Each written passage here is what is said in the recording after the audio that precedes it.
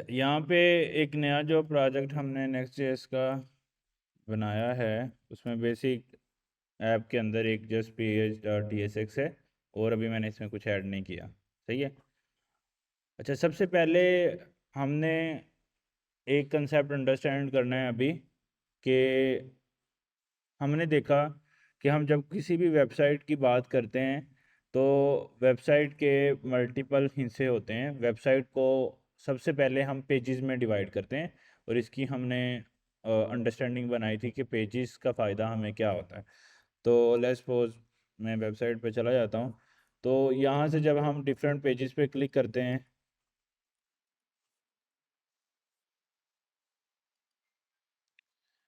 Pages में website को divide करने का फ़ायदा ये होता है कि हमें डिफरेंट कंटेंट नज़र आता है ऑन डिफरेंट राउट है, तो मुझे डिफरेंट कंटेंट नज़र आ रहा है।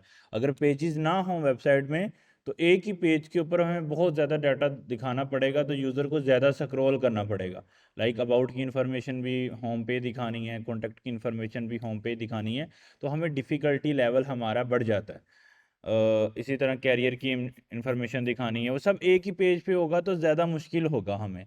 तो हमें मल्टीपल, सबसे पहला जो हमारा जॉब होती है वो ये होती है कि अगर कोई हमें वेबसाइट बनानी है, तो उस वेबसाइट को बनाते हुए हमें अंडरस्टैंड करना है कि इस वेबसाइट को कितने पेजेस में डिवाइड किया जा सकता है on basis of the information. अगर कोई पर्सन कह रहा है मुझे ये वेबसाइट बनानी है, अगर तो उसके पास डिज़ाइन है सब पेजेस का, ये लाइक UI UX उसने करवा लिया है, फिर तो इजी होता है, हमें नज़र आ रहा है कि कौन कौन से पेजेस, वो मतलब वो मल्टीपल पेजेस चाह रहा है, मल्टीपल पेजेस में डिफरेंट डिफरेंट डाटा आया हुआ है। लेकिन लेट्स सपोज अगर एक ऐसा पर्सन है जो आपको कहता है मुझे वेबसाइट बना दो, बस एक थ्योरेटिकल रिक्वायरमेंट्स दे रहा है आपको कि मुझे वेबसाइट पे अपनी जो है मे बी ई-कॉमर्स की ऐप बनानी है, वहाँ पे ऐसे प्रोडक्ट लिस्ट होंगी, उस पर कांटेक्ट मुझे करने के लिए ये होगा, अबाउट में मेरी ये इन्फॉर्मेशन डालना, या मेरे बारे में आपने ये लिखना है। उसने आपको सारी जेनेरिक इन्फॉर्मेशन दे दी। अब आपने डिसाइड करना है कि किस पर्टिकुलर कितने पेजेस होंगे वेबसाइट के अंदर। सही है। तो सबसे पहले जब भी वेबसाइट बनाते हैं, उसके पेजेस में उसकी डिवीजन होती है कि कितने पेजेस बनेंगे, ताकि हर पेज पे डिफरेंट डिफरेंट कंटेंट जो है वो शो हो सके। तो पहली जॉब जो हमने अंडरस्टैंड कर ली, दैट इज कॉल्ड कि पेजेस कितने बनेंगे। सही है। अच्छा, अब पेजेस बना लिए हैं, हमें मल्टीपल पेजेस नज़र आ गए, वो बन गए। अब हमारा जो अगला टारगेट होता है as an Next JS developer या as an React JS developer, वो ये होता है कि हम एक चीज़ पे वर्क करेंगे, दैट इज़ कॉल्ड कंपोनेंट। वो क्या होती है कि मैं यहाँ पे आपको दिखाता हूँ। तो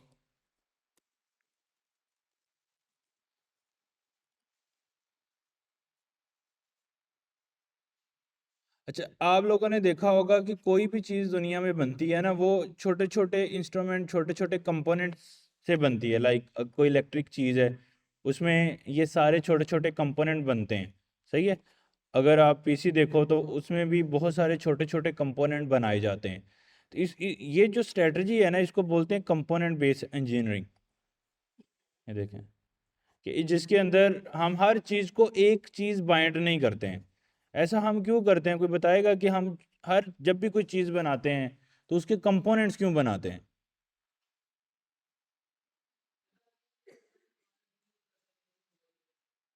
सही है। मतलब एक कंपोनेंट, एक एक किस्म के मल्टीपल कंपोनेंट बना लिए हैं, उसको मल्टीपल टाइम रीयूज किया जा सकता है। तो रीयूजबिलिटी इज द की कि हम कंपोनेंट बनाते हैं। उसके अलावा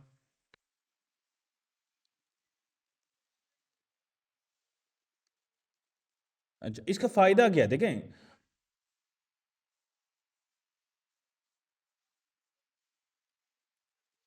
हाँ, ये बड़ा अच्छा एक बेनिफिट उन्होंने बताया है कि अगर हम एक जो है पर्टिकुलर कंपोनेंट बना लें, और वो कंपोनेंट अगर ख़राब हो जाए, तो हमें पूरी चीज़ को ठीक नहीं करना, बस उस कंपोनेंट को ठीक करना है। ऐसे ही है ना? अगर ये देखें, अगर हम कार की एग्जांपल लें, तो कार जो है ना, वो एक कार वो बहुत सारे छोटे छोटे छोटे छोटे कंपोनेंट से मिलके बनती है। देखो, जिन लोगों ने इन कंपोनेंट्स को बनाया है, वो लोग पूरी की पूरी कार भी एक साथ में बना सकते हैं, बाइंड कर सकते हैं हर चीज़ को। उसका नुकसान क्या होगा? लेट्स सपोज अगर गाड़ी का टायर ख़राब हो गया, तो पूरी गाड़ी ख़राब हो गई। अभी क्या है कि अगर एक टूल, तो उस टूल को हम मतलब उसको चेंज कर लेते हैं, उसको फिक्स कर लेते हैं, उससे पूरी की पूरी चीज़ में इफेक्ट नहीं आता। सही है। इसी तरह आगे अगर पहले हमने कंप्यूटर के कंपोनेंट देख रहे थे, तो अगर हर चीज़ को बाइंड कर देंगे तो उससे प्रॉब्लम क्या आएगी कि लेट्स सपोज अगर रैम खराब हो गई है तो पूरे का पूरा कंप्यूटर खराब हो गया। अगर वो अलहदा से कंपोनेंट बना हुआ है तो रैम का कंपोनेंट उतार के नया इंस्टॉल किया जा सकता है। सही है। तो एक हमने रीयूजबिलिटी देख ली, दूसरा हमने देख लिया कि इसको फिक्स करना इजी है एज कंपेयर टू एक ही मोनोलिथिक अप्रोच अप्लाई की जाए कि हर चीज़ एक साथ में लिखी जाएगी, हर चीज़ एक ही उसमें फिक्स होगी। तो मोनोलिथिक यानी कि कंपोनेंट बेस्ड इंजीनियरिंग जो है वो हमारी लाइफ के हर एस्पेक्ट में बहुत अच्छा रोल परफॉर्म करती है और हमें बहुत हेल्प करती है ऑन मल्टीपल सिनेरियोज। सही है। तो जिसमें हमने कुछ जो डिस्कस सकता है बेनिफिट इसका, रीयूजबिलिटी हो गई और डिबगिंग इजी है। मतलब अगर कोई चीज़ ख़राब हो गई तो उसको जिस तरह डिबगिंग करके उसको चेंज करना, इसलिए इस तरह बजाते खुद डिबगिंग भी इजी है। देखो अगर सपोज 10 कंपोनेंट्स हैं, तो अगर कोई एक कंपोनेंट ख़राब हो रहा है तो हम फ़ौरन वहाँ तक पहुँच जाएंगे, एज़ कम्पेयर टू हमें सारी चीज़ों को खोलना पड़े। बात समझ आ रही है। अगर गाड़ी स्टार्ट नहीं हो रही है तो सबसे पहला जो कंपोनेंट है उसका बैटरी वगैरह चेक करना, तो हमारा फोकस उधर जाता है कि यार क्योंकि ये सबसे रेलेवेंट और नियर कंपोनेंट है जो ख़राब हो सकता है, तो उसको हम चेंज करें तो हमारा काम बन सकता है। तो we need to more focus on component based engineering, उसके बहुत सारे डिफरेंट बेनिफिट्स जो हैं वो मौजूद हैं। सही है। और किसी के जहन में इससे अल्टरनेटिव थाट हो कि कंपोनेंट बेस्ड इंजीनियरिंग से बेहतर है कि ये वाली अप्रोच अपना अप्लाई कर लें, जैसे लाइक मोनोलिथिक अप्रोच है जिसके अंदर हर चीज़ हम बाइंड कर देते हैं एक साथ। तो या अगर हम अपने रियल लाइफ की एग्जांपल देखें, हम कोई भी एक चीज़ उठा लें तो almost everything is working on component based engineering. Mean कि हर चीज़ के छोटे छोटे कंपोनेंट बनाए जाते हैं और उन कंपोनेंट को मिला के एक प्रोडक्ट बनाया जाता है, रेदर देन कि हम पूरा प्रोडक्ट बाइंड कर दें। सही है। उससे इशू जो है वो प्रोड्यूस होते हैं, उसको ठीक करना पॉसिबल नहीं होता, उसको फिक्स करना पॉसिबल नहीं होता। तो ऑलवेज जो कंपोनेंट बेस्ड इंजीनियरिंग है वो हमें काफ़ी हेल्प करती है। अच्छा, अभी ये कंपोनेंट बेस्ड इंजीनियरिंग जो हमने रियल लाइफ ऑब्जेक्ट्स में देखी है, रियल लाइफ चीज़ों में देखी है, क्या ये कंपोनेंट बेस्ड इंजीनियरिंग वेबसाइट्स में नहीं होनी चाहिए? होनी चाहिए। अच्छा, वेबसाइट में जब होगी, हमें एक्चुअली वेबसाइट को कंपोनेंट बेस्ड इंजीनियरिंग में बनाना है। कंपोनेंट बेस्ड इंजीनियरिंग का क्या मतलब है? हमें अपनी वेबसाइट के एक ही दफ़ा सारी वेबसाइट नहीं बनानी, उसके छोटे छोटे छोटे छोटे हिस्से बनाने हैं। क्यों बनाने? रीयूजेबल हो सकें। सही है। उसके ऊपर उसको मतलब हम मल्टीपल प्लेसेस पे इस्तेमाल कर सकते। वो जो फीचर जो हमने फिजिकल ऑब्जेक्ट्स में देखे हैं वही सेम फीचर वेबसाइट में भी अप्लाई होंगे। लाइक उसको डीबग करना आसान है। देखो अगर पूरी वेबसाइट को हमने एक ही पेज में बना दिया है, अगर उसमें इशू आएगा तो हमें पूरी वेबसाइट को खोलना पड़ेगा। और अगर लेट्स सपोज हमने कंपोनेंट बेस बनाए, कंपोनेंट क्या मतलब, मैंने इस नैप बार का एक कंपोनेंट बना दिया, ये जो ऊपर आ रही है ना लाइन, एक कंपोनेंट बना दिया। अब जब भी मुझे कोई चेंज करना है तो मुझे पूरी वेबसाइट के कोड को नहीं ढूंढना। रीज़न क्या है, हम जाना क्यों चाहते हैं? क्योंकि वेबसाइट के अंदर जब बहुत बड़ी वेबसाइट होती है उसमें millions of lines of code हो जाता है। अब उसको फाइंड करना, उसको ठीक करना, उसको डीबग करना, उसमें टाइम लगता है, डेज लग जाते हैं। तो हम इस तरह की अप्रोच बनाना चाहते हैं कि अगर इस तरह से कोड को लिखें कि जितना भी डिफिकल्ट कोई बग आ गया तो मैं उसको में फाइंड करूं। क्योंकि time is very important in software engineering. आप उस टाइम में एक नई वेबसाइट बना सकते हैं जो टाइम आप किसी चीज़ को डिबग करने में लगा रहे हैं। तो इसलिए ज़्यादा कंपनीज फोकस करती हैं कि हमें इस तरह की अप्रोच में काम करना है जिससे हम जल्दी चीज़ों को फाइंड कर सकें जो ख़राब हो जाती हैं। सही है। और एक दूसरी चीज़, कंपोनेंट बनाने का एक और फ़ायदा भी है कि हम चीज़ों को चेंज बड़ी आसानी से कर सकते हैं। लाइक सपोज अगर मैंने वेबसाइट में इस चीज़ का कंपोनेंट बना दिया है, ये चीज़ मुझे अच्छी नहीं लग रही, सिर्फ ये चीज़ अच्छी नहीं लग रही नैप बार, अब क्या मैं पूरी वेबसाइट के कोड को छेड़खानी करूं? या वर्सेस अगर मेरे पास स्नैप बार का कंपोनेंट हो तो मुझे बस उसको छेड़ना है, मेरी सारी वेबसाइट में नया चीज़ आ जाएगी, लॉन्च हो जाएगी। सही है। फिर रीयूजबिलिटी, अगर आप देखें मैं किसी भी पेज पे जा रहा हूं तो nap bar is almost same. ऐसे ही है ना, किसी भी मैं पेज में जा रहा हूं तो नैपर क्या है, सेम है। तो इसका मतलब है कि मल्टीपल पेजेस में रीयूज किया हुआ है। हमने एक ही कंपोनेंट बनाते, अगर हम कंपोनेंट ना बनाते तो हमें हर पेज में HTML को डिफरेंट करना पड़ता। अगर हम हर पेज में HTML को डिफरेंट लिखते हैं तो हमें लास्ट टाइम देखा था कि 5 टाइम जगहों पे हमें चेंज करना पड़ रहा था। ऐसे ही है। तो हम बेटर प्रैक्टिस ये अपनाते हैं कि हम हर चीज़ का कंपोनेंट बनाते हैं। अब क्वेश्चन ये आता है कि is everything a component website में? तो इसका आंसर होता है यस और know on basis of the website. कि अगर आप, ये डिवाइड एंड कंकर है, आप इसको जितना डिवाइड करना चाहें ये आप पे डिपेंड करता है। लाइक अगर मैं सोचूं कि कंपोनेंट क्या हो सकता है वेबसाइट में, मैं इस बटन को भी एक कंपोनेंट बोलूंगा। क्यों? क्योंकि हो सकता है ये यहाँ पे भी लगा हुआ है, it's like little bit same. और अगर हम इसी इसी बटन को एक कंपोनेंट बोलें तो ये देखिए कितनी जगह पे लगा हुआ है।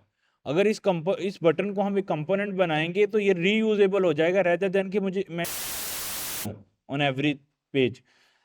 अच्छा, उसके बाद अच्छा, ये कोई फिक्स्ड रूल नहीं है कि एक वेबसाइट में कितने कंपोनेंट होने चाहिए। It's depends on your scenarios, it's depends on your problems कि आप क्या चीज़ फिक्स कर रहे हो। लेकिन जो मुझे अंडरस्टैंडिंग है कि कितने कंपोनेंट होने चाहिए, मैं उसको ऐसे डिफाइन करता हूँ कि हर वो चीज़ जो रीयूजेबल हो रही है अक्रॉस दी पेजेस और विद इन दी पेजेस। दो वर्ड बोल रहा हूं, अक्रॉस दी पेजेस और विद इन दी पेजेस। मतलब क्या है? एक ऐसी चीज जो सारे पेजेस में रिपीट हो रही है उसका भी कंपोनेंट बनाएं, और एक ऐसी चीज जो सारे पेजेस में तो नहीं रिपीट हो रही लेकिन एक ही पेज में भी मल्टीपल टाइम रिपीट हो रही है तो उसका भी एक कंपोनेंट बनाएं। हर वो चीज जो रीयूजेबल हो रही है, हर वो चीज जो रिपीट हो रही है, उसका एक कंपोनेंट होना चाहिए। उस HTML का एक, अभी तक हमने देखा था जब हमने अपनी वेबसाइट को शिफ्ट किया, वो जो HTML CSS वाली वेबसाइट थी, उसमें हमने कंपोनेंट पे कोई बात नहीं की। हमने उसको डिवाइड किया पेजेस पे कि पेजेस होंगे, और पेजेस के बाद हमने उसका कोड कॉपी पेस्ट कर दिया। ऐसे ही किया ना। अब उसमें आप लोगों ने देखा कि बटन लगे हुए थे मल्टीपल पेजेस में, और उसके बटन की HTML भी 5 टाइम कॉपी पेस्ट की हर पेज में, क्योंकि हर पेज में बटन लगा हुआ था। अब अगर आप, मैं चाहता हूँ उस बटन का स्टाइल, जैसे लाइक इस बटन का स्टाइल जो है वो बैकग्राउंड कलर शायद ऑरेंज समथिंग ऐसे है, इसको मैं बदल के कोई डिफरेंट कलर करना चाहता हूँ, मे बी ग्रीन करना चाहता हूँ। अब अगर ये HTML 10 प्लेसेस पे लगी हुई है तो मुझे कितनी प्लेसेस पे जाके CSS बदलनी पड़ेगी? 10 प्लेसेस पे। और अगर इसका एक कंपोनेंट हो तो मुझे कितनी प्लेसेस पे बदलना है? एक प्लेस पे। बात समझ आ रही है? तो इसलिए हर वो चीज जो with in the page repeat होगी, या यानी कि ऐसी चीजें भी आपको नजर आएंगी जो अक्रॉस दी पेजेस हैं। लाइक हम ढूंढते हैं ऐसी चीजें, जैसे लाइक इस वेबसाइट को अगर हम एग्जांपल लेते हैं, उस चीज का कंपोनेंट बनाने की जरूरत नहीं है जो सिर्फ एक ही दफा यूज हुई है। मेरी बात समझ रहे हो?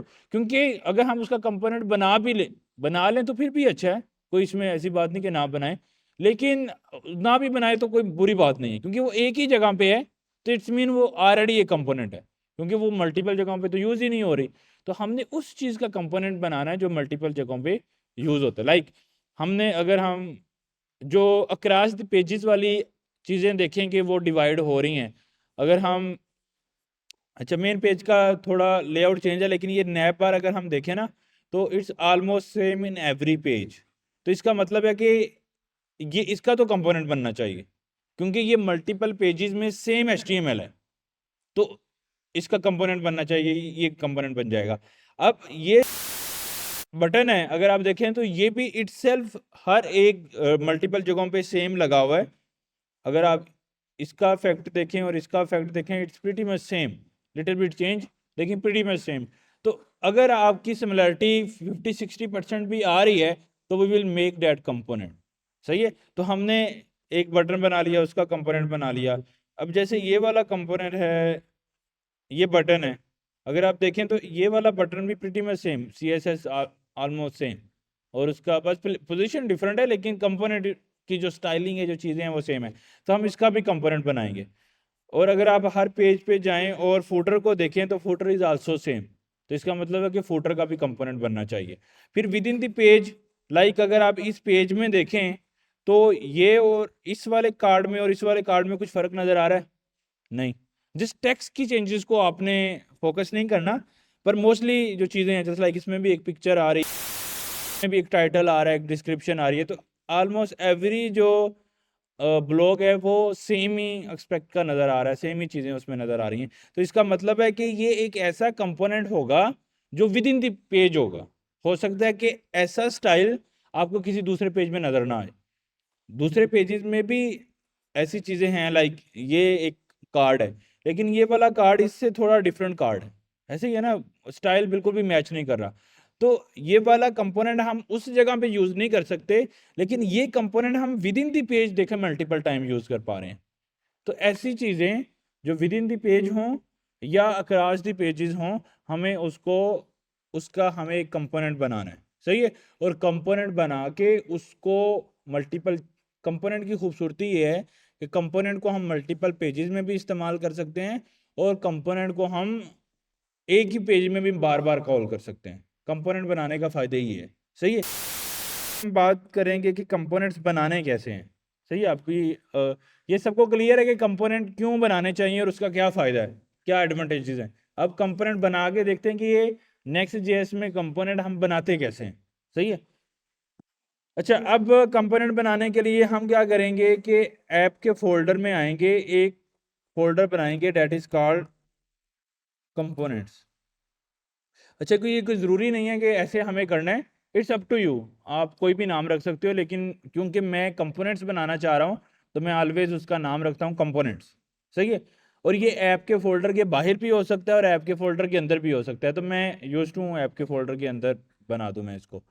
अच्छा, अब अगर मैं इस ऐप के फोल्डर के अंदर, आपको पता है कि हर चीज़ का राउट बन जाता है ऑटोमेटिकली, लेकिन राउट की भी हमने डेफिनेशन देखी थी, किन किन का बनेगा, किन का बनेगा, जिन फोल्डर के अंदर क्या चीज़ होगी, पेज डॉट टीएसएक्स और राउट डॉट टीएस। तो इसका मतलब है कि कंपोनेंट के, मैं क्या हम कंपोनेंट के पेजेस बनाना चाह रहे हैं? नहीं। अच्छा, वेबसाइट को जब भी बनाना है, मैंने बोला उसमें दो चीज़ों का ख्याल रखना है। सबसे पहले वेबसाइट में कितने पेजेस होंगे वो हमने डिवाइड कर लेने, 5 होंगे, 6 होंगे, कितने पेजेस, ये कंपोनेंट उन पेजेस में इस्तेमाल होंगे। बात समझ रहे हो? मतलब पहले पेजेस आ रहे हैं, मैंने डिफरेंट पेजेस बना लिए वेबसाइट के, मतलब वेब पेजेस भी डिवीजन कर रहा है, लेकिन डिवीजन वो ब्रॉडर लेवल पे है, बड़े लेवल पे डिवीजन कर रहा है, सही है। जो कंपोनेंट है वो उन पेजेस के अंदर या तो एक पेज में रीयूजेबल हो रही हैं चीजें या मल्टीपल पेजेस में रीयूजेबल हो रही हैं। तो इसका मतलब है कि पहले हमारे पास पेजेस बनेंगे, उन पेजेस के अंदर कंपोनेंट बनेंगे, जो एक कंपोनेंट भी बार बार इस्तेमाल हो सकते हैं, और सॉरी एक पेज में भी बार बार वो कंपोनेंट इस्तेमाल हो सकता है, या मल्टीपल पेजेस में भी वो कंपोनेंट बार बार इस्तेमाल हो सकता है। इसमें मतलब ये क्लैरिटी समझ में आई ना? इस इधर बच्चे बहुत कंफ्यूज होते हैं कि हम पेज बनाएं या कंपोनेंट बनाएं। तो दोनों चीजें बनानी है, पहले पेजेस ही बनाने हैं। पेजेस ब्राउटर लेवल डिवीजन है, वेबसाइट को बड़े लेवल पे 3-4 हिस्सों में बदल दिया। जो कंपोनेंट है वो एक पेज के अंदर रीयूजेबिलिटी को कंट्रोल करते हैं, ताकि हम मल्टीपल चीजें एक पेज के अंदर इस्तेमाल कर सकें और यूज कर सकें। सबको समझ आ गई कि हम कंपोनेंट क्यों बना रहे हैं? तो इसका मतलब कंपोनेंट के फोल्डर में कभी भी राउट डॉट टीएस या पेज डॉट टीएस नहीं बनाएंगे, उससे क्या होगा, पेज राउट बन जाएगा। तो राउट हमें एक्चुअली नहीं बनाना, कंपोनेंट्स राउट नहीं होते हैं, पेजेस राउट होते हैं। तो हमें कंपोनेंट को, कंपोनेंट तो छोटे हिस्से होते हैं ना, मतलब एक बटन है, कोई बटन का कोई पेज होता है? नहीं, बटन तो इटसेल्फ एक छोटी छोटी सी चीज है जिसने किसी कंपोनेंट जिसने किसी पेज में लगना है, सही है। तो वेबसाइट को हम कैसे डिवाइड करेंगे, अगर हम टीएल ड्रॉ में देखें,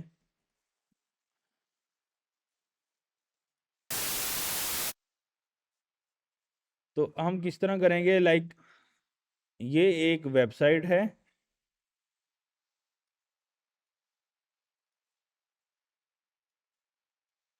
ये एक वेबसाइट मैंने बना दी, ठीक है। उसके अंदर ये मल्टीपल पेजेस हैं, लाइक 3 पेज हम अगर कोशिश करके बना लें तो सही है। तो ये एक्चुअल में हमारी वेबसाइट है, सही है। और ये इसका पेज नंबर 1 है, ये पेज नंबर 2 है और ये पेज नंबर 3 है। अच्छा, जो कंपोनेंट है वो इन पेजेस के अंदर आएंगे यहाँ पे, सही है। वो एक कंपोनेंट के अंदर कंपोनेंट भी हो सकता है, एक कंपोनेंट के साथ कंपोनेंट भी हो सकता है, इसमें में भी 3 कंपोनेंट आ जाएं। वो रीयूजेबल कंपोनेंट भी हो सकते हैं,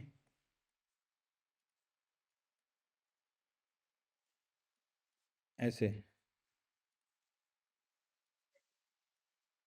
तो अब इसमें मैंने क्या किया कि एक बड़ा कंपोनेंट बनाया, वो थोड़ा बड़ा था बाकियों की निस्बत, और उसके अंदर मैंने एक और छोटा कंपोनेंट बना दिया। तो ऐसा भी पॉसिबल है कि कंपोनेंट के अंदर कंपोनेंट बना लेना।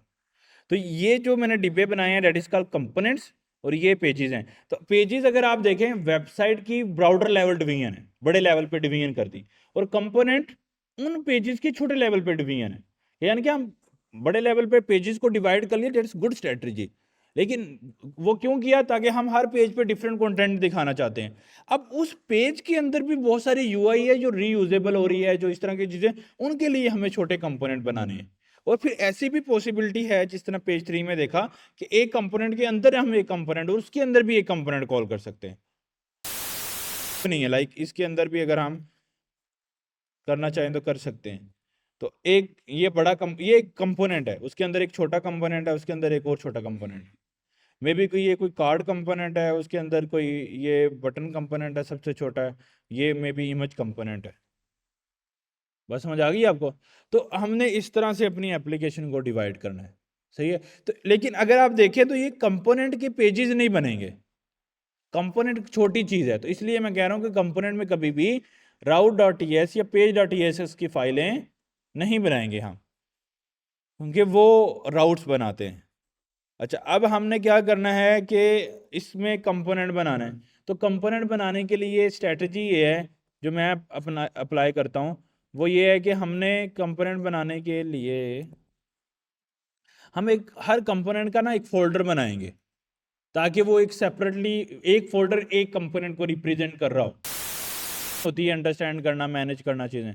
लाइक हम एक कंपोनेंट बनाते हैं that is called button component, तो मैं इसका बटन नाम रख देता हूँ फोल्डर का, सही है।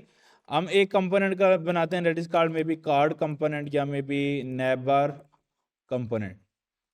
हम एक कंपोनेंट बनाते हैं, तो जितने कंपोनेंट उतने फोल्डर बनाते जाएंगे। एक्चुअली हम कार्ड कंपोनेंट बनाएंगे तो ऐसे, ठीक है। अभी मैंने एक कंपोनेंट का ब्राउज़र लेवल पे ऐप के अंदर एक कंपोनेंट का फोल्डर बनाया, उस कंपोनेंट्स के अंदर मैंने 3 कंपोनेंट के फोल्डर बना दिए, बटन, कार्ड और नैपबार, सही है।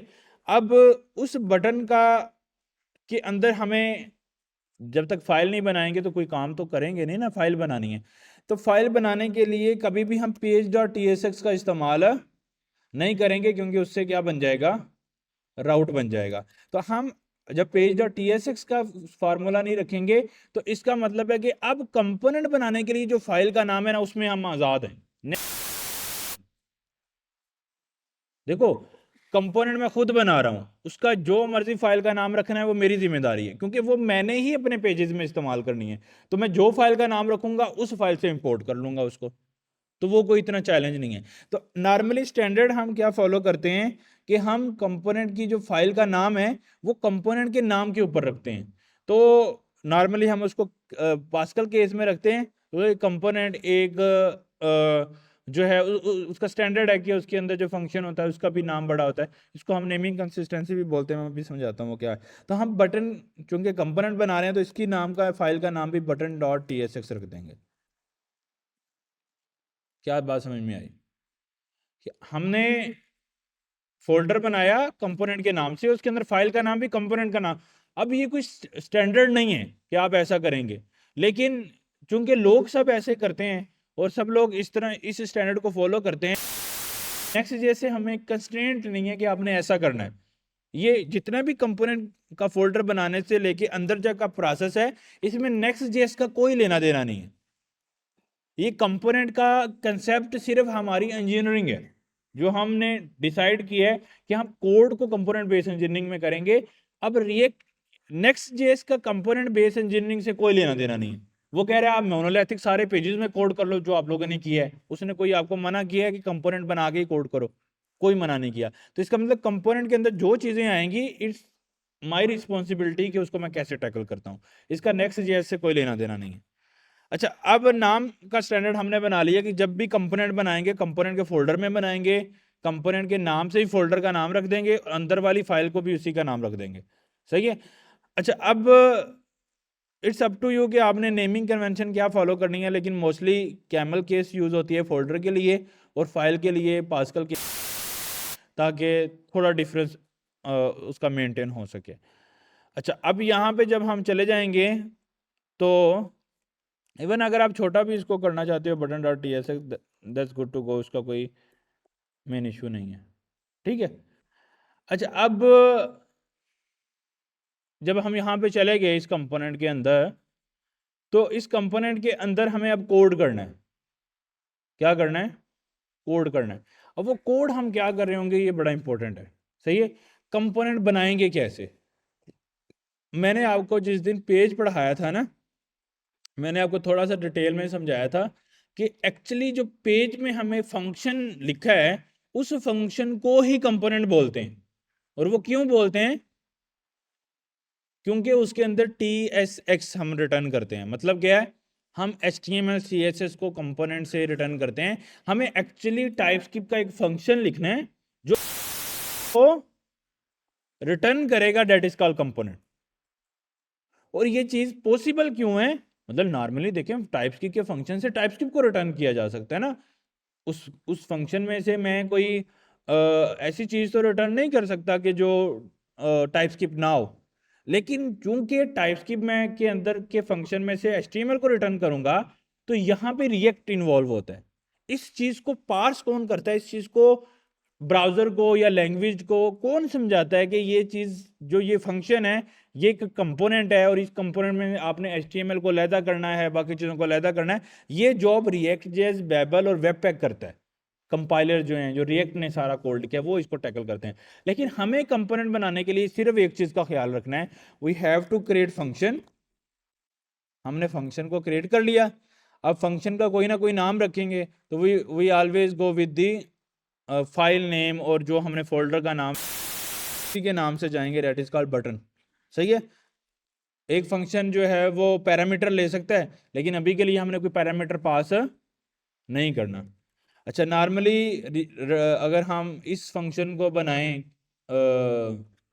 टाइपस्क्रिप्ट का फंक्शन, तो हम यहाँ से कोई अरे रिटर्न कर देंगे, कोई ऐसी चीज़ रिटर्न कर देंगे।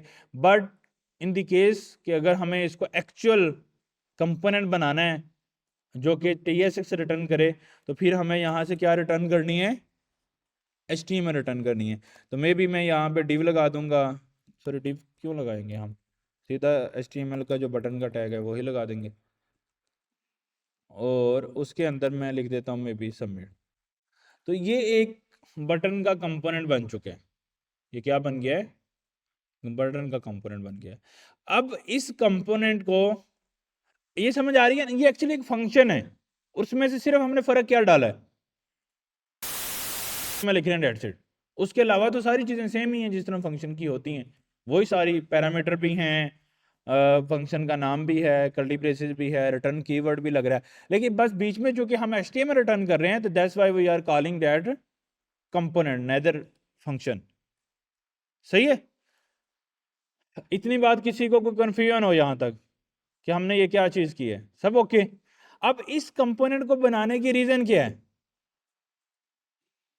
इसको यूज करना है। और कंपोनेंट को कहां पे यूज किया जाता है?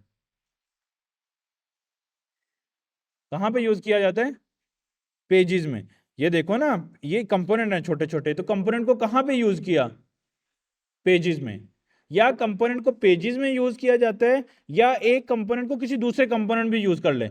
लेकिन लेट्स सपोज मैंने ये एक कंपोनेंट के अंदर दूसरे कंपोनेंट को यूज किया या तीसरे कंपोनेंट को यूज किया, लेकिन इस बड़े कंपोनेंट को अगर किसी पेज में यूज नहीं किया, तो वो क्या, उसका कोई फायदा होगा? कोई फायदा नहीं होगा, क्योंकि उन तीनों चीजों को मैंने कहीं यूज ही नहीं किया। तो लॉजिकली कोई भी कंपोनेंट को अगर हमें कॉल करना है, उसको हमें कहां पे लेके जाना है? पेज में कॉल करना है। अच्छा, अब मुझे, और पेज हम कहां पे बनाते हैं? ऐप की डायरेक्टरी में बनाते हैं।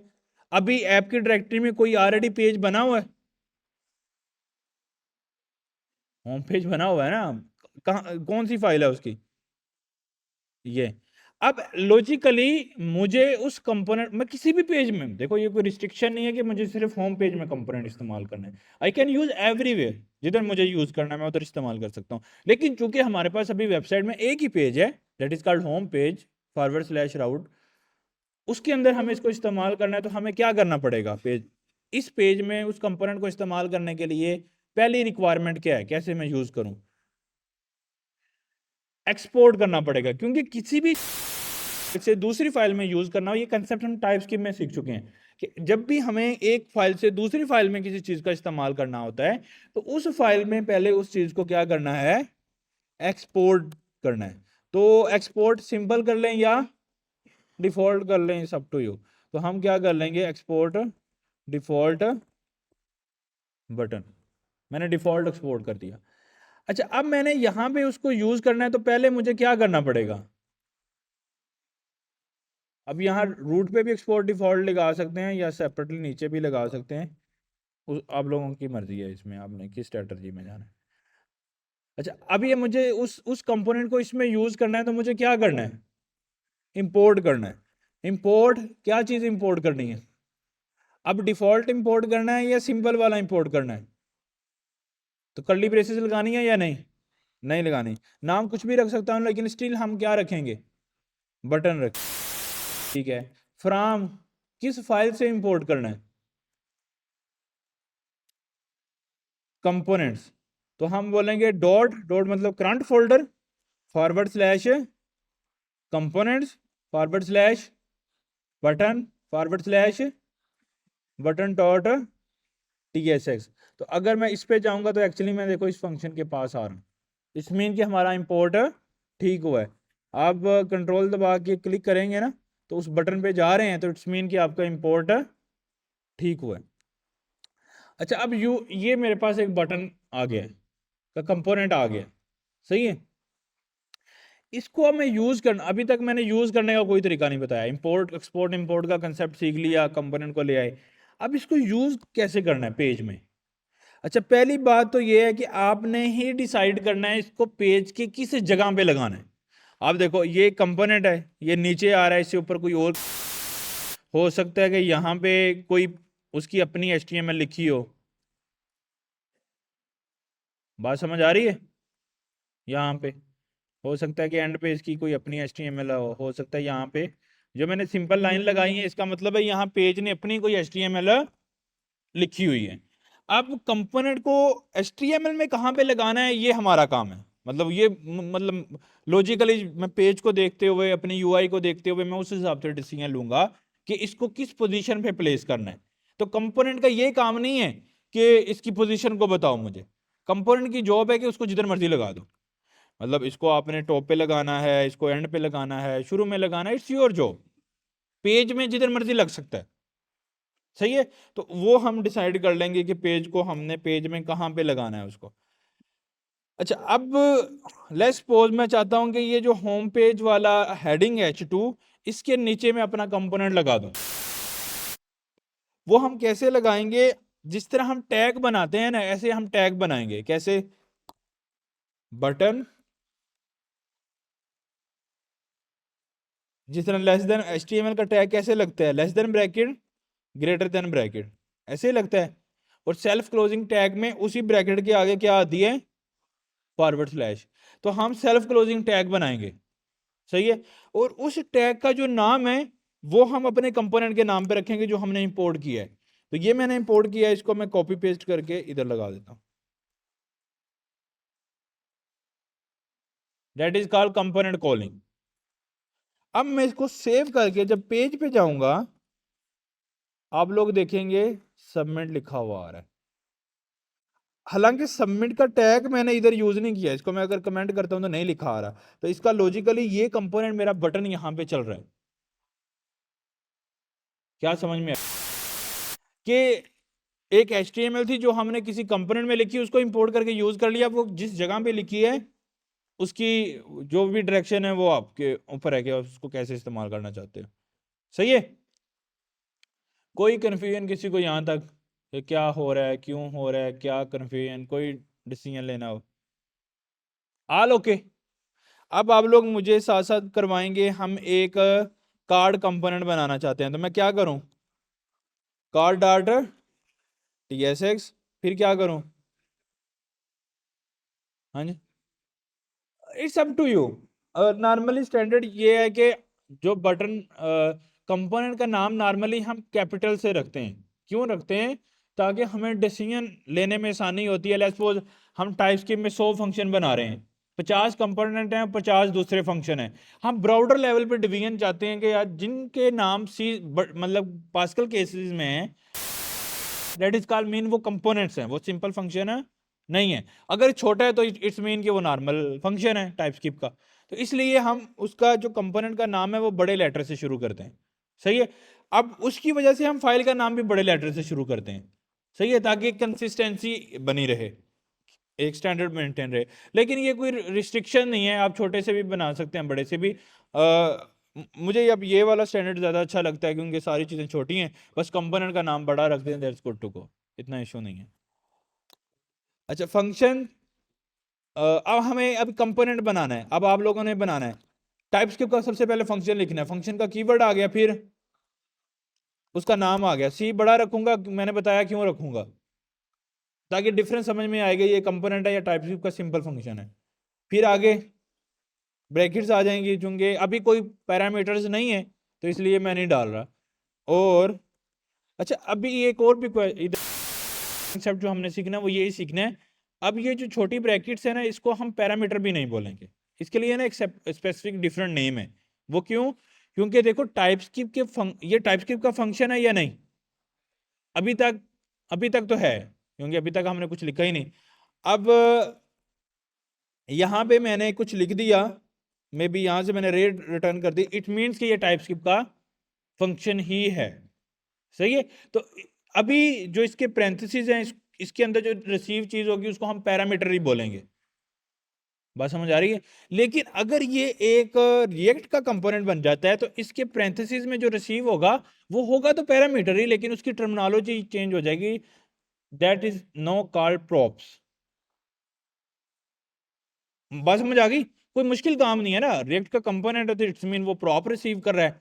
अगर वो टाइपस्क्रिप्ट का फंक्शन है तो वो क्या रिसीव कर रहा है?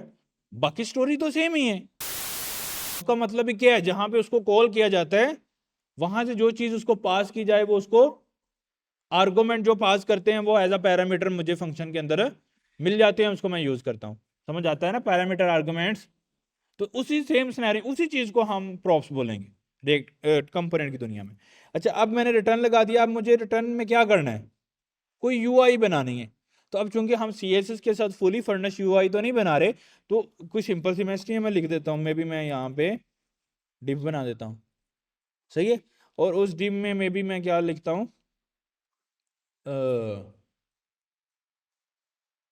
क्या लिखें, कार्ड लिख दें बस। ठीक है, ऐसे कार्ड लिख देते हैं। अच्छा, कार्ड कंपोनेंट चलो लिख देते हैं, ठीक है, ऑल गुड। अच्छा, अब हमें इसका क्या करना है भला, इसको सबसे पहले क्या करना पड़ेगा, स्टार्टिंग में भी लिख सकते हैं, की मर्जी है, तो हम इस दफ़ा स्टार्ट में लिख लेते हैं। और फिर मुझे डिसाइड करना है कि वो कंपोनेंट मुझे कहाँ कॉल करना है।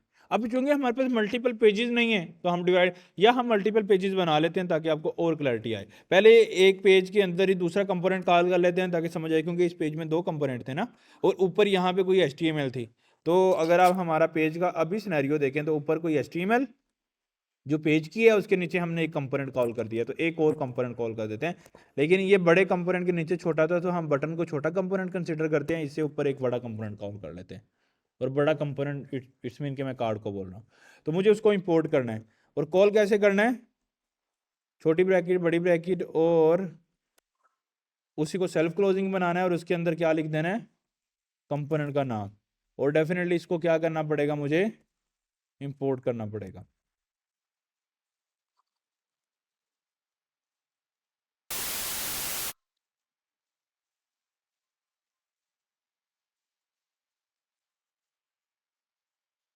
अच्छा, अब मैंने थोड़ा सा अगर हम देखें तो अभी एक्चुअली बटन नीचे आना चाहिए और कार्ड, देखो ना HTML के टैग को जिधर लगाओगे वैसा ही होगा ना, तो ये भी तो एक HTML की टैग की तरह ही काम कर रहे हैं। तो बटन का कंपोनेंट नीचे आएगा, कार्ड का कंपोनेंट ऊपर आएगा, और उससे ऊपर क्या आएगी, H2 आएगा।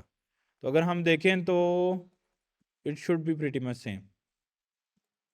होम पेज जो H2 लगाया था, फिर कार्ड कंपोनेंट जो डिम में लगाया था, और नीचे उसके बटन कंपोनेंट आ रहा है। तो इट्स का मतलब है ये जो हमने ड्रा किया था, इट्स प्रीटी मच सेम, कि हमने उसको उस तरह से बना लिया है। दो कंपोनेंट इसमें कॉल हो रहे हैं। लेकिन एक डिफरेंस मैंने डाला है, वो ये कि मैंने अब डॉट से नहीं किया, मैंने ऐट द रेट से इंपोर्ट कर लिया। ये ऐट द रेट एक्चुअली एक एलियस है।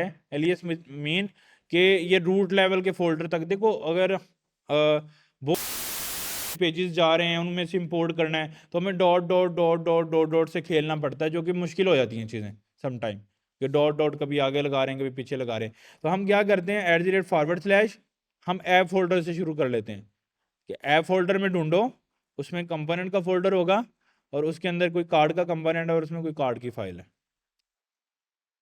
सही है। और इसको हमने इंपोर्ट करके इधर इस्तेमाल कर लिया है, और ये हमारे पास आउटपुट आ रही है। यहाँ तक किसी को कन्फ्यूजन कोई?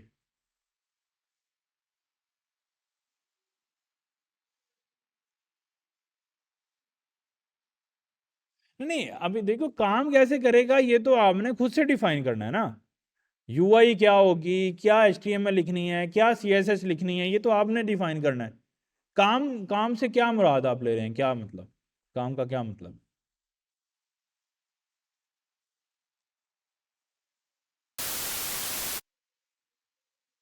हम्म। देखो, ये यहाँ पे आप इस वेबसाइट पे देखें। अब क्या चीज, वो कंपोनेंट क्या काम करेगा, यही तो हमने डिजाइन करना है। वो कंपोनेंट क्यों बना रहे हैं? इसीलिए कि वो उसमें कोई ना कोई यूआई होगी, उसका कोई ना कोई टास्क होगा। अब इस कंपोनेंट का काम क्या है, एक ऊपर पिक्चर लगानी है, एक टाइटल लगाना है, नीचे डिस्क्रिप्शन देनी है, तो वो अपना काम कर रहा है सारी जगह पे। अब ये यूआई तो हमने डिजाइन करनी है ना, कि उसमें अभी तो मैंने एक वर्ड लिख दिया है, तो नॉर्मली एक वर्ड तो नहीं होगा ना, एक पूरा एक कंपोनेंट बनेगा, तो उसको हमें यूज करना है एक्चुअली प्रॉपरली। तो वो हमने अभी नहीं किया, तो इसलिए से वो इशू आ रहा है उसको। अगर हम प्रॉपर डिज़ाइन करें कंपोनेंट में भी क्विकली, अगर मैं ChatGPT अगर चल जाता है, उसको बोल देता हूँ कि card component with Tailwind CSS बना दे,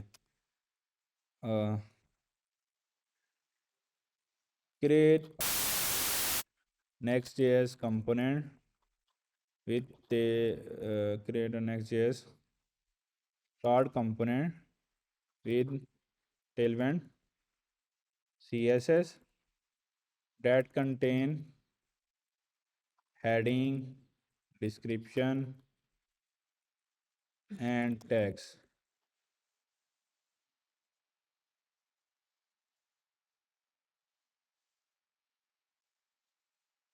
सही है। उसने पूरा सिस्टम बना दिया मुझे। तो अभी के लिए मैं क्या करता हूँ, उसने थोड़ी लॉजिक्स भी लगा दी हैं जो हमने नहीं पढ़ी, हम उसको इग्नोर करेंगे। हम सिर्फ CSS को उठा लेते हैं जो उसने हमें लिख के दिए, और कार्ड में जाके उस CSS को कर देते हैं रिप्लेस। और यहाँ पे मे बी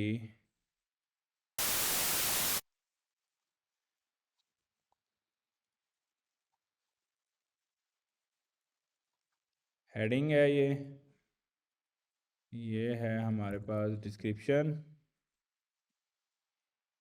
और इस लॉजिक को मैं ख़त्म करके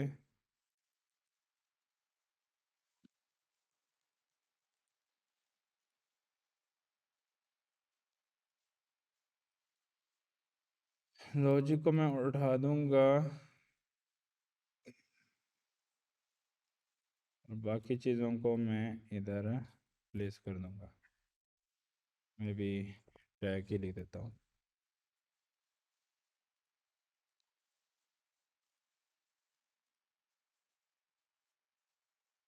CSS क्यों नहीं अप्लाई की इसने?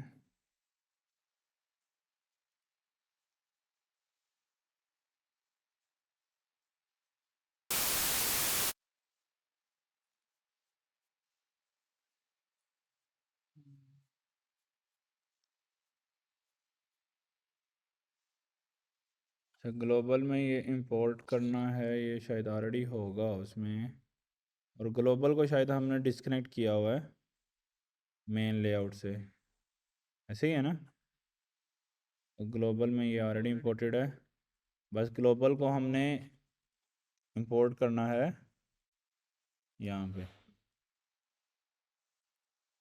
नहीं आता, नहीं लिखना पड़ेगा dot slash Global's dot CSS,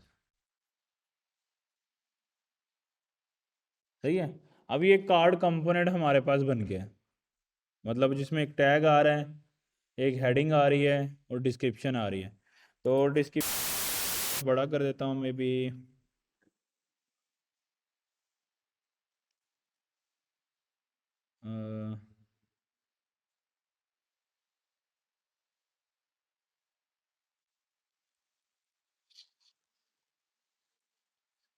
सही है।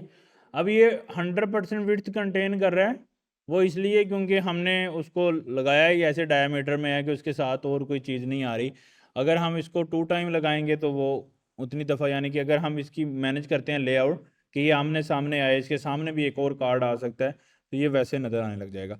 लेकिन अब मैंने इसको प्री डिफाइंड एक पूरा कार्ड बना के दे दिया कि तुमने इस तरह से नज़र आना है।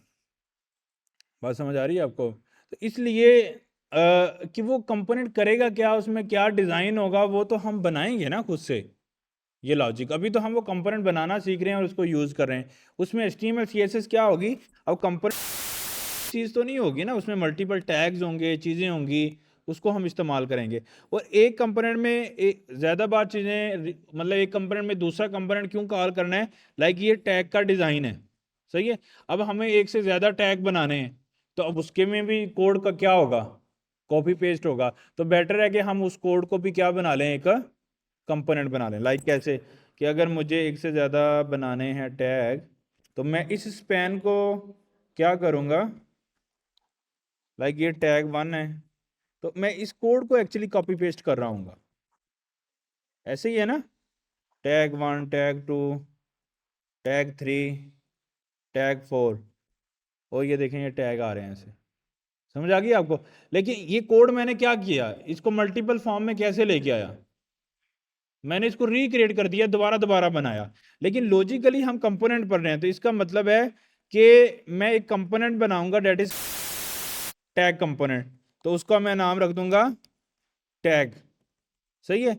और उसके अंदर मैं फाइल का नाम भी क्या रख दूंगा, टैग डॉट TSX, और उसके अंदर मैं क्या बना दूंगा, एक अदद फंक्शन बना दूंगा, उसका नाम टैग रख दूंगा, और उसको मैं ऐसे रिटर्न करूंगा। और उसकी रिटर्न में क्या चीज़ आएगी, जो चीज़ मैं कार्ड के अंदर बार बार क्रिएट कर रहा था, ये चीज़ कर रहा था ना बार बार, इसको मैं उठा लूंगा और सिंपली यहाँ पे पेस्ट कर दूंगा, सही है।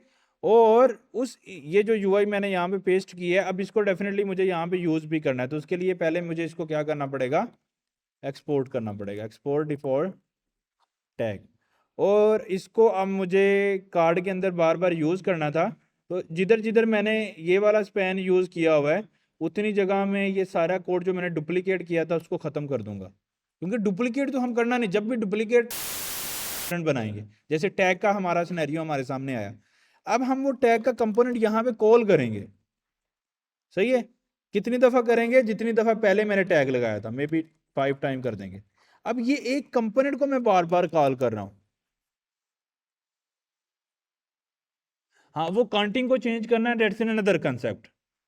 वो कैसे होता है, जब हम एक फंक्शन बनाते हैं, तो उस फंक्शन के अंदर अगर ये आप पहले दिन वाला अगर टाइपस्क्रिप्ट का प्रोग्राम समझो, हमने एक एडिशन का फंक्शन बनाया था, वो 2 ही वैल्यू, फिक्स वैल्यू ही जमा करता था। फिर हमने उन फिक्स वैल्यू को कैसे चेंज किया था, पैरामीटर के साथ। तो इसका मतलब है कि यहाँ पे पैरामीटर जैसा कोई कंसेप्ट होगा जिसकी मदद से हम उसको डाटा देके चेंज करेंगे। समझ आ रही है बात? तो इसलिए हम जो है ये कंपोनेंट बना रहे हैं और उसको हम रीयूज करेंगे, और उनका चीजें चेंज करनी है, दैट इज अनदर कंसेप्ट। अब हमने ये एक मेरा कार्ड का कंपोनेंट था और उसके अंदर मैंने टैग बार बार रीयूजेबल कर लिया। अच्छा, अब क्या जिसने टैग का कंपोनेंट बार बार रीयूजेबल हुआ, क्या कार्ड का कंपोनेंट बार बार रीयूजेबल हो सकता है? बिल्कुल हो सकता है। कैसे करेंगे? विद इन दी पेज करना है तो उसी पेज में जाके उसी कार्ड के कंपोनेंट को दोबारा पेस्ट कर देंगे। दोबारा पेस्ट करेंगे तो वो आ जाएगा नीचे। जित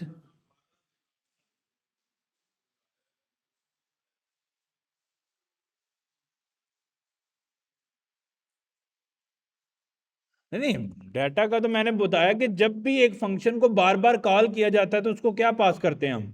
डाटा को चेंज करने के लिए क्या पास करते हैं? पैरामीटर्स पास करते हैं ना, आर्गुमेंट पास करते हैं। वो हम इसमें भी करेंगे। वो अभी कंसेप्ट सीखा नहीं ना, अभी वो आप उस पर ना सोचो।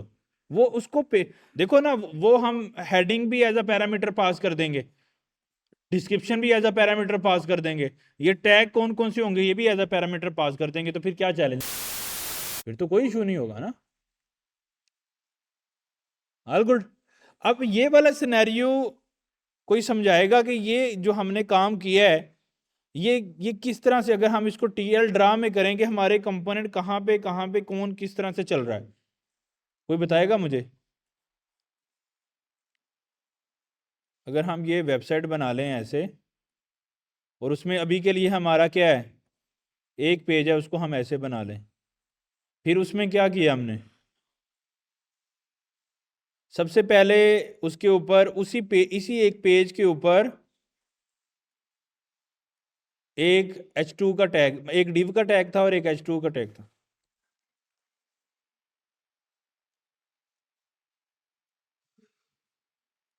एक div का टैग हो गया और एक h2 का टैग। फिर हमने क्या किया?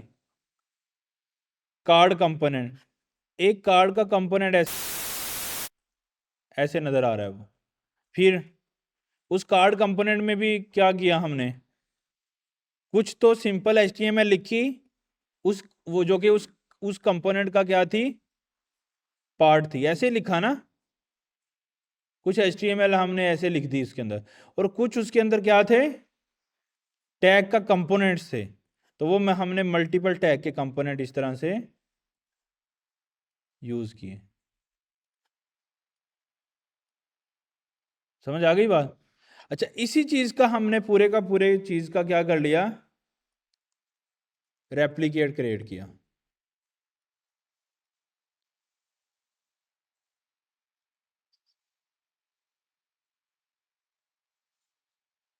हाँ, मतलब एक कार्ड के कंपोनेंट के अंदर टैग के कंपोनेंट कॉल, एक ही कंपोनेंट था, उसको 5 दफा कॉल किया, और उसी चीज को मैंने रेप्लिकेट कर लिया 2 टाइम, क्योंकि कार्ड को मैंने 2 दफा, अब कार्ड कॉल कर सकता हूं। और ये सारा काम किया एक पेज के अंदर, विद इन द पेज हम ये काम कर रहे हैं।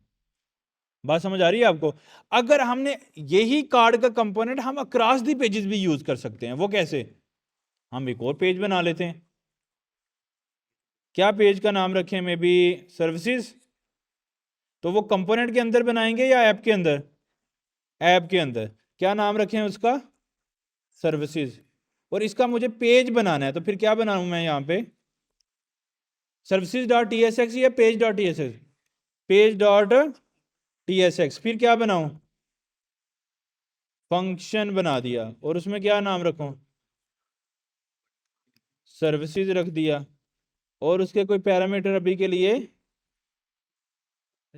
नहीं है, जिसको मैं प्रॉप बोलूंगा। अब से मैं पैरामीटर नहीं बोलूंगा, वो मैंने आपको वजह बता दी है कि सिंपल फंक्शन होगा तो क्या बोलेंगे, पैरामीटर्स का फंक्शन है, तो कंपोनेंट है, रेक्ट का कंपोनेंट में हम टीएसएक्स रिटर्न कर रहे हैं, तो फिर हम क्या बोलेंगे उसको? प्रोप्स बोलेंगे।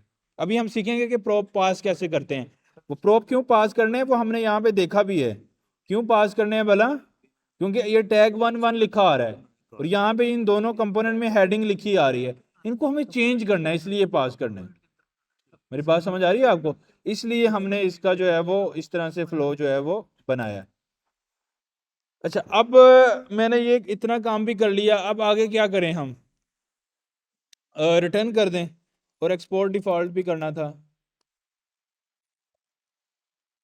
अच्छा, अगर आप लोग देखो, पेजेस को हम इंपोर्ट करके खुद यूज करते हैं, सॉरी कंपोनेंट को, लेकिन पेजेस को खुद नहीं करते। वो कौन टैकल करता है? Next JS. ये हमने डिस्कस किया था ना, पेजेस कैसे काम करते हैं। तो इसको हमें बस एक्सपोर्ट करना है, बाकी का काम किसका है, नेक्स्ट जेएस का। हमने यहाँ पे क्या रिटर्न करनी है, कुछ भी चीज़ें, तो मैं यहाँ पे मे बी एक डिव लगा लेता हूँ, उसमें सर एक H2 लगा लेता हूँ, उसमें सर्विसेज लिख देता हूँ। सही है, तो अब ये मेरा पेज बन जाना चाहिए और मैं यहाँ पे जाऊँगा और फॉरवर्ड स्लैश सर्विसेज पे जाऊँगा तो ये आ गई मेरे पास सर्विसेज। That's make sense? किसी को कोई इशू यहाँ तक? अच्छा, इस सर्विसेज के पेज में अगर मुझे क्या यूज़ करनी है, कार्ड का कंपोनेंट जो हमने एक बनाया हुआ है उसको हमने पेज 1 यानी कि मेन पेज पे यूज कर लिया, उसी कार्ड को मैं इस पेज पे भी यूज करना चाहता हूं तो मैं कर सकता हूं। वो कैसे, क्या लिखूंगा यहाँ पे, कार्ड कंपोनेंट, उसको इंपोर्ट करके बस यूज कर लूंगा। और अगर आप देखें तो यहाँ पे कार्ड कंपोनेंट आ रहा है। मजे की चीज है ना। अब हमने क्या किया, एक कंपोनेंट बनाया था, वो एक पेज 1 में भी यूज किया, उसी पेज को किसी दूसरे पेज में भी यूज कर लिया। तो आप लोग की दैट इज कॉल्ड कि हमने कंपोनेंट बनाया है, उस कंपोनेंट को एक ही पेज में बार बार भी कॉल किया जा सकता है और मल्टीपल पेजेस में भी बार बार कॉल किया जा सकता है। ये इंटरेस्टिंग फैक्ट है। और ये करना कब है, जब सिनेरियोस पैदा होंगे। तो जब हम वेबसाइट बना रहे होंगे, हमने बोला है हम कंपोनेंट बेस्ड इंजीनियरिंग पे काम करेंगे। इट मींस कि हम अपनी वेबसाइट को जितने ज्यादा कंपोनेंट में डिवाइड करेंगे उतना ज्यादा क्वालिटी कोड वो कहलाएगा। ये कोई मजबूरी नहीं है। देखो, अगर हमने ऐसा रियल में लेट्स सपोज सिनेरियो है, यही एक कार्ड का कंपोनेंट है और इसको मैंने 2 पेजेस में इस्तेमाल करना था और एक पेज में 2 टाइम इस्तेमाल करना था, तो एक्चुअल में ये जो मैंने कोड लिखे है ना, ये वाला page dot sorry card dot TSX में, ये एक हेडिंग H2, ये P, ये div का टैग, ये टैग के अंदर जो कोड, ये कितनी दफा कॉपी पेस्ट करना पड़ना था, दोनों पेजेस में भी कॉपी पेस्ट, फिर एक पेज में भी 2 दफा कॉपी पेस्ट करना पड़ना था। तो इसका मतलब है कि ये टेक्निक क्या है, बेहतर टेक्निक है। तो कंपोनेंट सबको बनाने आ गए। किसी को कंपोनेंट बनाने में कोई इशू हो कि कंपोनेंट क्या है, क्यों बनाने हैं और कितने कंपोनेंट बन सकते हैं, एक कंपोनेंट ये कितने एक कंपोनेंट कितने नेस्टेड हो सकते हैं, कोई आंसर करेगा? हमारे पास ये कंपोनेंट हैं, ये वाले, अभी तो हमने एक कंपोनेंट ये रखा, उसके अंदर एक छोटा कंपोनेंट रखा और वो कंपोनेंट सिबलिंग में चल रहे हैं। क्या ये नेस्टिंग में हो सकते हैं? हो सकते हैं। कितने हो सकते हैं? अनलिमिटेड, कोई लिमिट नहीं है। जितने चाहो आप एक कंपोनेंट के अंदर कंपोनेंट के अंदर कंपोनेंट के अंदर कंपोनेंट भी कॉल कर सकते हो। लेकिन जो मेन कंपोनेंट है उसको किसी पेज में अगर कॉल नहीं किया तो वो कोई भी कंपोनेंट शो, देखो अभी अगर लॉजिकली देखें तो ये कंपोनेंट है हेडिंग का, एक कार्ड का कंपोनेंट है, उसमें टैग के कंपोनेंट, एक कंपोनेंट के अंदर कंपोनेंट यूज हो रहे हैं। अगर मैं पेज के अंदर अपना सर्विसेज के पेज में कार्ड का कंपोनेंट कॉल ही नहीं करता तो मुझे क्या टैग वाला कंपोनेंट कॉल हुआ? तो अल्टीमेट किसी उन कंपोनेंट को पेज में कॉल करना बहुत ज्यादा इंपॉर्टेंट है। अगर हम उसमें उसको कॉल नहीं करते तो हमें हमारी बात नहीं बनेगी। तो कंपोनेंट सिर्फ बनाना काम नहीं है, उनको पेजेस में यूज करना काम है।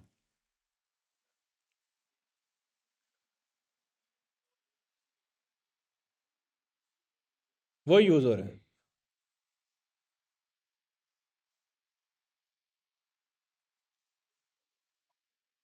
ठीक है। हाँ, उस केस सिनेरियो में हमें क्या करना पड़ेगा, इनका क्वेश्चन ये है कि हमारे पास जो है ना वो ये एक कार्ड का कंपोनेंट है, ठीक है, इसमें 3 चीजें हैं अभी तक, that is called heading, description और टैग। 10 पेजेस थे, 5 पेजेस में एग्जैक्ट सेम, पेजेस में क्या करना है, पेज क्रिएट करने और कार्ड फॉरवर्ड स्लैश उसको कॉल कर देना है। 5 पेजेस में तो सीधा सीधा काम था।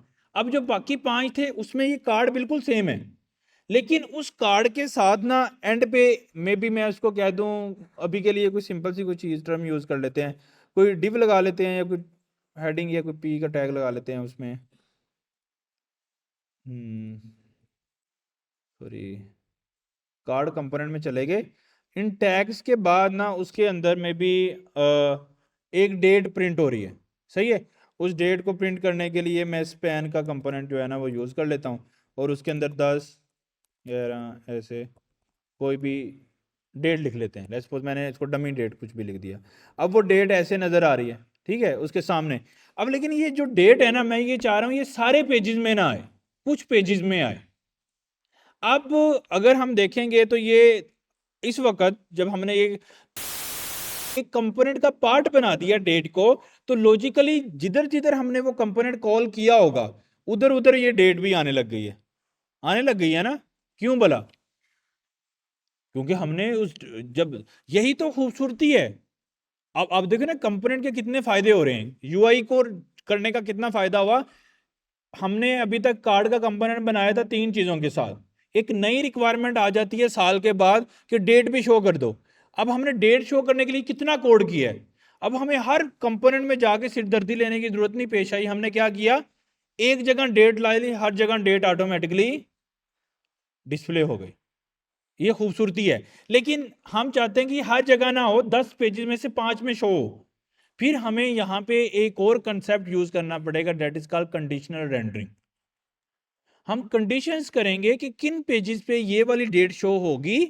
यानी कि अगर कंपोनेंट होम पेज से फिर हम ये शो करेंगे, अगर कंपोनेंट सर्विसेज पेज से चलता है तो फिर हम ये शो नहीं करेंगे। तो फिर हम वहां पे कंडीशनल रेंडरिंग को परफॉर्म करेंगे। Conditional rendering is an other concept, उसको हम अभी डिस्कस नहीं कर रहे, उसको भी हम करेंगे। तो एक्चुअली कंपोनेंट सीखने के बाद जो आज का हमारा टारगेट है, हम प्रोप्स को पढ़ेंगे, फिर हम कंडीशनल रेंडरिंग को पढ़ेंगे। ये 2 चीजें होंगी, तो फिर जो आपका क्वेश्चन है उसका हम आंसर फाइंड कर सकेंगे।